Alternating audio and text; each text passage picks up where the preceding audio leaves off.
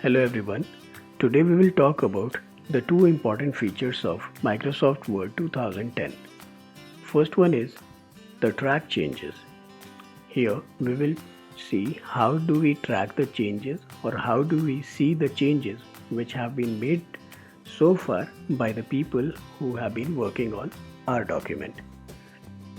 We will see how to review the changes or how to allow the changes or cancel the changes made by the different people.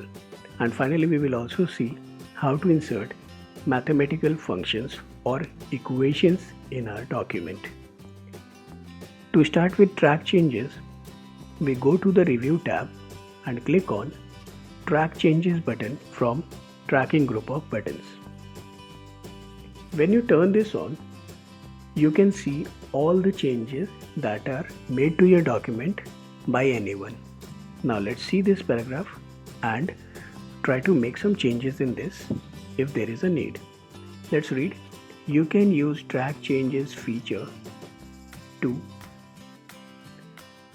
track the editing and formatting changes. Here if you notice, we inserted a space and the word TO2, and this new thing appears underlined as well as in a different color. Here it is red in color. If there are multiple users working on your document and if they are performing similar kind of changes, this color may be different for different users. Also, there is a vertical line appearing at the left of the line where you made the changes. So this all helps you find where the changes were made. Moreover, when you move the mouse pointer over the change, you can see the user who made the changes, the date and time of the change, and the type of change, means whether it was insertion of something or deleting some data or applying some formatting. Now let's go ahead and find something more to edit.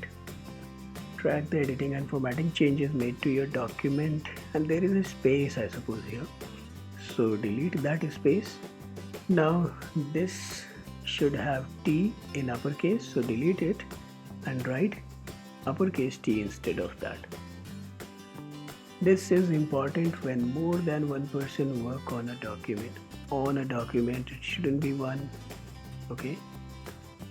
In work, no, Word. Fine. In that case, you would like to know which changes have been made to it or which content is inserted, comma, deleted or formatted. It is written in brown and it appears to be a little bold in comparison to the others. So let's select the word and see the things here. Like it is bold, so we'll make it normal, and instead of this brown color we will make it black, or if you want you can have some other color like green applied here. Through this feature you could track almost every change that has been made to the document. Now I don't think there is any change required here, so we will save the document, and if you want you can close it also. Now let's open the document containing the tracked changes and review it. You can review a document containing tracked changes and decide whether you want to accept or reject the changes. As you accept or reject the changes, the revision marks are removed. Means this underlined word with a different color, this extra information appearing in the right margin, and this vertical line appearing here, these all will be removed and your document will be completely normal after you have reviewed the changes. In order to review the changes, we should know who has made the changes and what kind of changes. So in order to know about that, move the mouse pointer over a change and you will see the details like the user who made the change, the date and time of the change, and the type of editing done, like whether somebody inserted something or deleted it or applied some formatting here.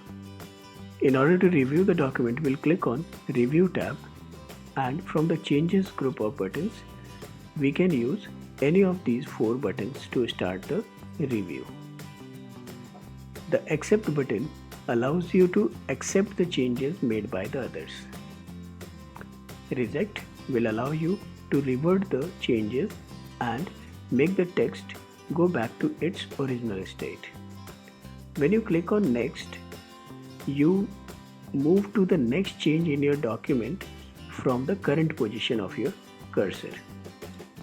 Similarly, using the previous, you can move to the previous change in your document with respect to the current position of the cursor. Now, in order to start the review, we'll place the cursor in the beginning only as it is right now, and we will click on next button. As you can see, the first change in the document is highlighted. If you want, you can see the information by positioning the mouse pointer over it, and if you want to accept the change, you can click on accept. This change will be accepted, the text becomes normal, and the next change in your document is automatically highlighted. Like this, you can keep moving to the next changes in your document and accepting them one by one. In case you want to skip this thing, means you don't want to decide about accepting or rejecting the change, you can simply skip this for now by clicking on next button again. In case you want all the changes to be accepted at a single click, you can click on the down arrow from accept button and click on accept all changes in the document. So click on this and all the changes in the document are accepted. Now if you want to save the changes, you can click on the save button, and now in case you don't want any more changes to be tracked by the Word, you can click on the track changes button again to deselect it. So now after this, if anyone is adding any content or making some changes in the document, that will no longer be tracked. Now we will see working with math equations. Let's give some heading like equation 1, then equation 2. You can position the cursor where you want to insert the equation, and then in order to insert the equation, click on insert, go to the symbols group of buttons and click on the down arrow of equation button. This opens a gallery of equations from where you can insert any equation of your choice by simply clicking on that. But in case you want to type a new equation, click on insert new equation. This opens a equation box. Now start typing your equation. For example, here I want to type the equation for calculating the amount using compound interest formula. So for this I will write A equals to P times 1 plus R slash 100, close the parenthesis, and as you can see, it has changed its format to a proper formula.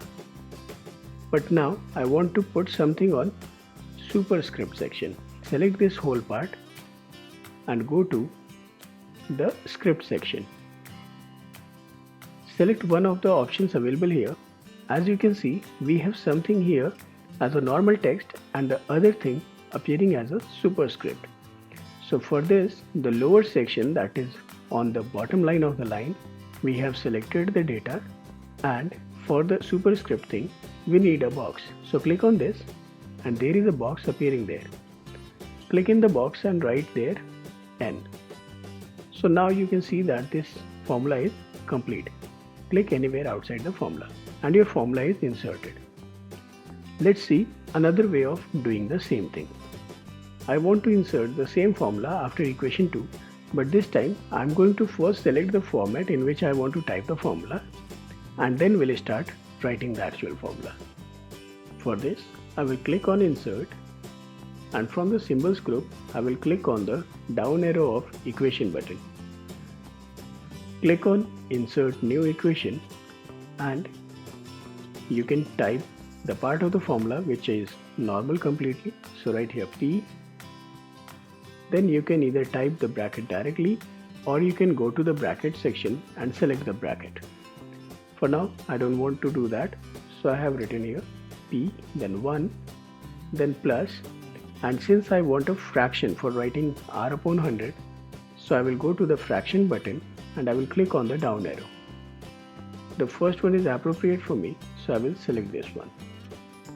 Now in the upper box I will write R, and in the lower box I will write 100. Now since I want to close the bracket, I will close it and select the whole data. Then go to the script section and select the first one, which has two things. One is the normal text and the other one is the superscript. So select that one, and now in the superscript section I can write here N.